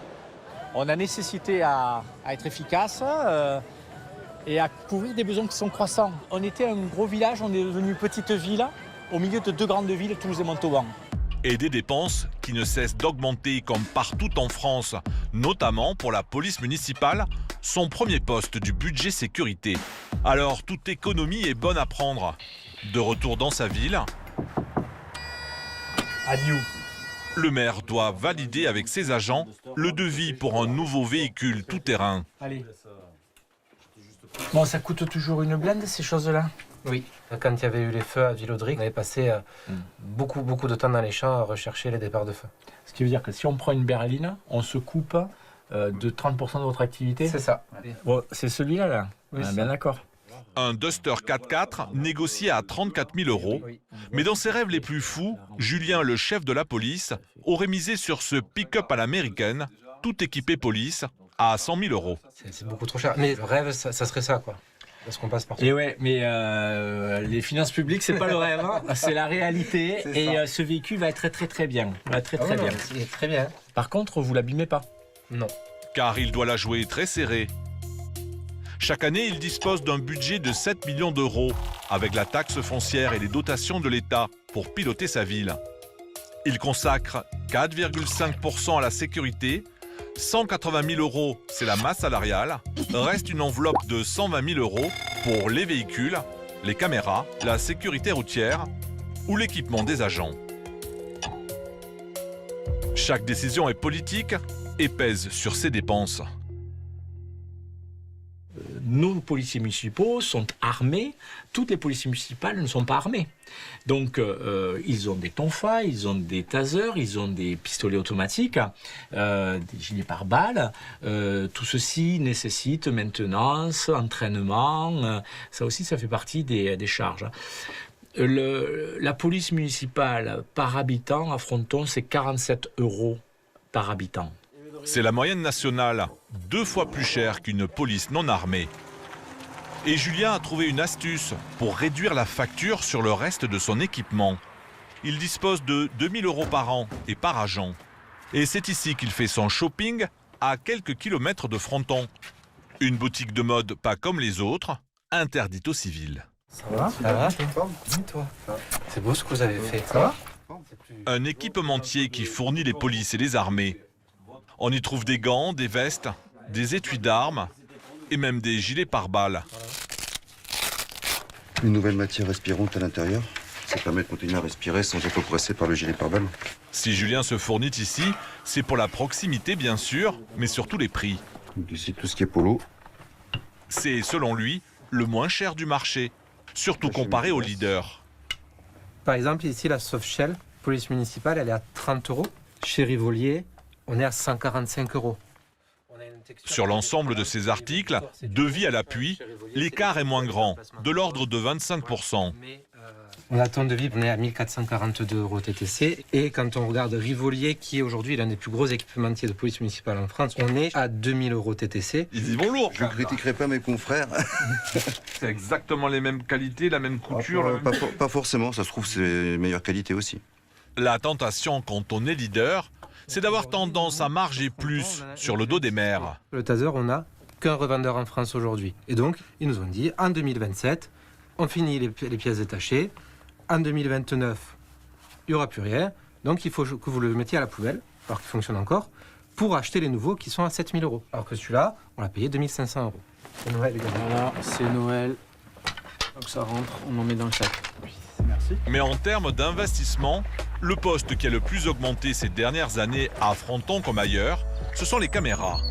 Pour compléter leur maillage, il leur en faut toujours plus. Ah ouais, mais ils ont encore fait des nouveaux là. Comme ici au stade, couvert de graffitis qu'ils veulent protéger des dégradations. Ça c'est plus récent ça. C'est tout récent. Il est urgent d'intervenir. Ça c'est pas rattrapable ça. Là, ça c'est C'est mort ça. C'est mort. Hein. À part tout refaire, trop d'incivilité, trop de vandalisme. Coût du nettoyage, 3 000 €. Alors pour éviter une récidive... Combien il faut d'équipement là? Là, c'est une caméra, 360. On est à 4 800 € hors taxe d'installation de calibrage. D'accord, ok. Ouais, mais là, ils sont à l'abri, là. Mais alors après, ça peut être le piège photo. Vous le mettez où? Alors ça peut être sur l'angle du bâtiment. Là, Le piège photo se déclenche juste quand il détecte un mouvement. Son usage est plus limité, mais il a un gros avantage, son prix. On en trouve sur Internet à moins de 200 €. Et il aide quand même à repérer les vandales. Ils ne peuvent pas venir se masquer. Ah si, il peut y avoir des casquettes, des capuches, se masquer, mais c'est dissuasif. Et puis on va les suivre, parce qu'il y a d'autres caméras qui vont nous montrer l'itinéraire, le départ, éventuellement un véhicule, un scooter. On va avoir une somme d'indices. En tout, le maire a déjà investi pour son maillage 230 000 € en caméras de surveillance et 5 000 € en piège photo. Par an, la maintenance de sa vidéoprotection s'élève à 16 000 €. Dépenser toujours plus pour mettre des caméras partout, le phénomène gagne toute la France. Mais combien en faut-il pour tout sécuriser et fonctionne-t-elle vraiment? C'est le grand tabou. En soulevant le voile, on découvre vite que bien des villes ont des soucis. Albertville, une partie des caméras n'y voit rien la nuit. Trignac, les caméras de vidéoprotection touchées par des pannes à répétition. Aulnay-sous-Bois, les 52 caméras dégradées n'ont toujours pas été remplacées. Chaque fois, des caméras dans le noir et des habitants dans le désarroi. C'est la mésaventure qui est arrivée à Jérémy. Il travaille à la mairie d'une ville moyenne, sur la côte atlantique, 20 000 habitants, sans caméra. Et il tient à garder l'anonymat. Tout démarre l'hiver dernier. À la mort de mon père, j'ai hérité de sa voiture de collection. Elle est restée garée dans le parking souterrain de ma mère, en plein centre-ville. Et un jour, un dimanche, j'ai voulu aller faire un tour avec la voiture et je me suis rendu compte qu'on me l'avait volée. Jérémy ne se laisse pas abattre. Il récupère les images de la résidence pour les montrer à la police. Donc là, on voit en fait l'après-midi, on voit le premier voleur qui arrive, capuche sur la tête. Là, on voit quelqu'un de la résidence qui s'en va. Vous allez voir que la voiture, à peine elle est sortie, il est déjà en train d'essayer de recouvrir la caméra avec son sac plastique. Il n'est pas doué, il n'y arrive pas. Il part au fond et il se dirige vers le deuxième niveau où était garée la voiture. Bien organisé, c'était du repérage. Un deuxième complice va prendre le relais quelques heures plus tard. Et le soir même, donc à 21 h, un deuxième voleur, regardez, cagoule sur la tête. Et quelques minutes plus tard, je vois ma voiture partir. Et hop, voilà, bye bye. Avec la police nationale, Jérémy a l'espoir de la retrouver grâce au maillage des caméras de la ville. Mais il n'aura aucun retour. Les images sont écrasées, comme partout en France, au bout de 30 jours. Il finit par comprendre en échangeant avec un collègue. La personne de la ville m'a fait comprendre quand même que même s'il y avait des caméras, les images n'étaient certainement pas exploitables parce qu'ils ont des gros problèmes d'entretien à cause des embruns et de la pollution qui encrassent les verres et qui font que les images sont floutées, sont brouillées par les salissures sur les globes. Voilà. Un cas d'école presque banal pour un chercheur de Sciences Po Grenoble.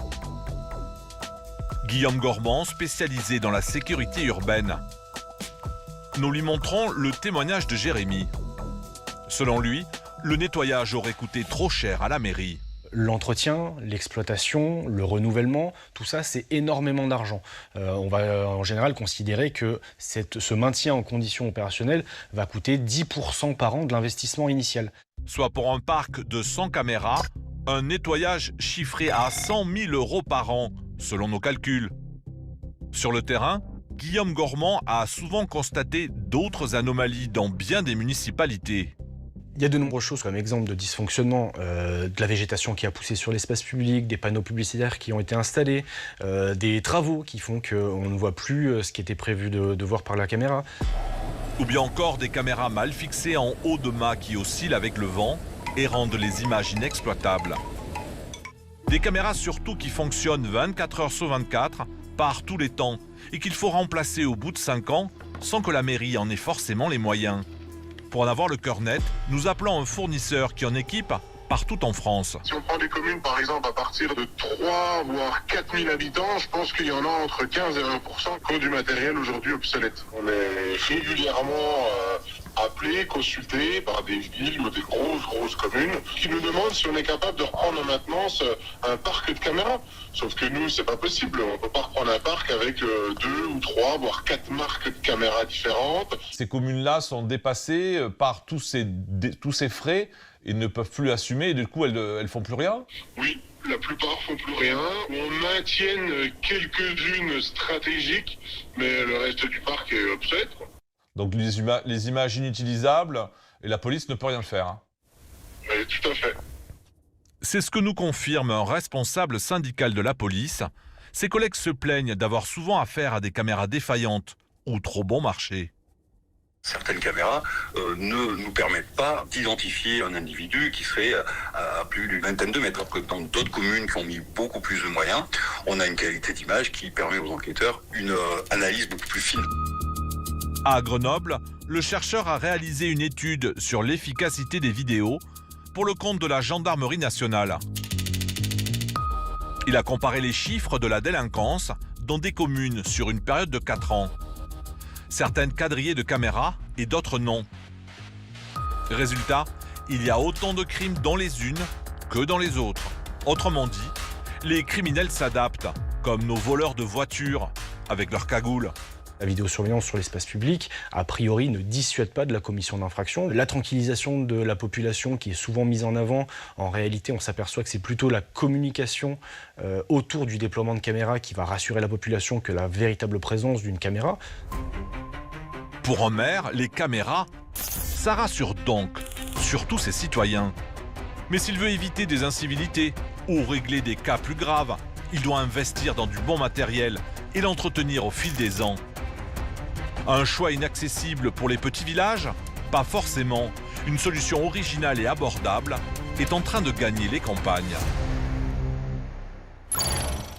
Comme ici, à 2 pas de Dijon, Comberthaud, au cœur du pays des grands crus. Un petit village de 500 habitants, déjà sous surveillance. Et c'est Étienne Denoyer, commercial, qui a réussi à équiper la mairie il y a 2 ans. Bonjour. Bonjour, vous allez bien? Pourtant, elle ne roule pas sur l'or. Ces 8 caméras, le maire les loue au lieu de les acheter cash. La location, c'est quand même plus souple, c'est plus facile, les interventions, les garanties sont là. Sur du matériel assez sensible comme ça, c'est quand même mieux de le faire en location. L'autre avantage, elles ne tomberont plus en panne. Entre le 36e et le 48e mois, on renouvelle tout le matériel par du matériel Parce neuf. qu'après 36 mois... Exactement. Ah non, je dis pas que ça marche plus. Je dis que c'est là où on a vraiment un risque de panne, de détérioration, voilà. Leur secret, elles ne nécessitent aucun génie civil. Pas de tranchée pour tirer des câbles pour le raccordement à la fibre. Elles fonctionnent par signal radio. Cela permet de diviser les coûts par 3. On va pouvoir prendre de l'énergie dans ce bâtiment pour alimenter les caméras. Avec le leasing, le maire peut ainsi protéger sa ville en louant l'équipement 7 000 € par an au lieu d'investir d'office 80 000 €. Il y a 10 ans, Étienne louait déjà ses caméras, mais uniquement à des commerçants. Puis encore merci. C'est moi qui vous remercie parce qu'on a un bon matériel, tout va bien. Depuis, il sillonne les départementales de sa région pour convaincre les collectivités rurales. Son activité est en plein boom, 400 communes ont déjà signé, pour une raison très simple. Aujourd'hui, le problème, c'est que les grosses agglomérations maintenant sont protégées. Et donc les problèmes se déportent sur les petites collectivités. Et en fait, c'est là que nous, on intervient pour l'installation de quelques caméras déjà pour commencer. Et ensuite, on fait gentiment grossir le système. Et vous allez voir, les techniques d'Étienne sont bien rodées. Pour convaincre les communes réticentes, il les invite à visiter les mairies qu'il a déjà équipées. Comme ici, à la Vosne-Romanée, la chapelle Sixtine du Vin, le plus cher au monde. Ce hameau de 300 habitants avait acheté 10 caméras il y a 12 ans. Sauf qu'au bout de quelques années, tout tombe en panne. Après plusieurs vols de bouteilles à 10 000 €, le nouveau maire renouvelle tout son parc en signant en location avec Étienne. Bonjour. Bonjour. Bonjour. C'est le maire de la Vosne-Romanée qui fait les présentations aux élus de Vougeot, la commune voisine. Voilà. Donc Étienne Desnoyers. Et puis là, tu as le maire de Vougeot, les adjoints. Hein? On pourrait croire qu'il travaille déjà pour le commercial. Je vais vous présenter ce que nous, on a vécu. Et puis, vous regarderez les caméras, comment ça marche et tout. L'ancien système nous a coûté 144 751 € sur 8-9 ans. Donc, 1608 € par an et par caméra. Et la location, c'est ce qu'on a choisi, était à 942 €. Tous les 3-4 ans, tout le matériel est renouvelé. Ce qui est quand même très important, c'est qu'on sait tous les ans ce qu'on va payer. Parce qu'à la fin, les 3 dernières années, là, c'était la cata. Ça augmentait sans arrêt. Et pour cause, à chaque panne, l'ancien prestataire lui facturait 5 000 € l'intervention. Des arguments qui font mouche chez les élus. Leur premier objectif, aider la police à traquer les voleurs de bouteilles. La couverture du village. C'est pas la peine d'en mettre trop au même endroit. Mais il faut bien répartir... Et nous, on travaille quand même étroitement avec la gendarmerie. Donc on essaie au maximum de les positionner pour qu'eux puissent avoir une facilité en fait, de reconnaissance des véhicules, tout simplement. Nuit Saint-Georges est équipé, Vosne-Romanée est équipé, on vient de finir l'installation de Comblanchien, on a signé la semaine dernière avec Corgauloin. Enfin voilà, tout le long de cette route, tout cet accès en fait va être protégé. Traduction, si vous n'avez pas encore bien compris, c'est désormais à leur tour de signer chez Étienne. Place à la démonstration. Ici, donc, vous avez l'écran. Donc ici, vous allez retrouver toutes les caméras qui ont été installées sur la mairie. On enregistre 24 heures sur 24, 7 jours sur 7, toute l'année. Son objectif, leur vendre ces 2 modèles de caméras. Celle pour repérer les petits larcins. Donc ça, c'est une caméra avec un angle important, avec un angle à 90 degrés. Elle va permettre de faire de la recherche de personnes, de mouvements, s'il y a eu de la dégradation sur un bâtiment. Le modèle idéal à placer au-dessus du local poubelle pour contrer les dépôts sauvages. Je peux te dire que depuis qu'on a la caméra là, vraiment nette et tout, c'est propre. Hein. On n'a plus de soucis, hein. Y compris le cimetière. C'est la première année. On n'a plus de vol de fleurs, surtout au moment de la Toussaint. Et voilà le deuxième modèle pour pister les cambrioleurs. Donc là, on est sur des caméras qui sont orientées flux routier. C'est ces caméras-là qui servent à la gendarmerie, essentiellement, pour pouvoir faire des recherches par couleur de véhicule, par marque de véhicule. Car autre avantage, un logiciel de recherche est intégré. Rouge et Peugeot, par exemple. Peugeot rouge. Et voilà. Et donc là, ça va vous sortir tous les véhicules de marque Peugeot rouge qui sont passés devant les caméras orientées flux routier. En un seul clic, la gendarmerie arrive à faire ces recherches-là rapidement. Ça répond complètement aux attentes aujourd'hui de la population. C'est quand même impressionnant de la qualité. La netteté des images et tout. Les élus sont emballés. Ils vont pouvoir s'offrir cette protection high-tech à 850 € par mois pour 5 caméras d'un coup. On saute complètement, j'allais dire, de la préhistoire à la Lune. Et voilà comment, avec sa formule de location, LeaseProtect espère équiper 1000 communes d'ici 5 ans, plus du double qu'aujourd'hui. Bien gérer l'argent public, des milliers de communes y arrivent. Et la bonne nouvelle, c'est que cela profite directement aux habitants. Exemple avec une petite ville des Landes qui a réussi à réduire la facture de cantine à 0. Comment s'y prend-elle? C'est la chronique de Martial Lieu. Nous sommes ici à Rion-des-Landes, charmante commune d'un peu plus de 3000 habitants à une trentaine de kilomètres de Dax. 3000 habitants dont 227 élèves de maternelle et de primaire. À la cantine, des produits locaux et un tarif imbattable, 0 €. Alors comment la mairie parvient-elle à offrir ce service? Eh bien je vous montre. Bonjour monsieur le maire. Et bonjour Martial, comment ça va bien? Merci de nous accueillir ici. Bienvenue à Rion. Alors, dites-moi, depuis combien de temps vous offrez la cantine à vos administrés? C'était un engagement de la campagne de 2020. Donc ça fait 6 ans, 6 ans qu'on a mis en mandat œuvre cette complet. politique, absolument. En France, un déjeuner à l'école primaire coûte en moyenne 8,49 € par enfant avant l'application du quotient familial. Et le tarif varie en fonction de chaque municipalité. Mais à Rion-des-Landes, toutes les familles sont sur le même pied d'égalité. Un petit morceau de pain.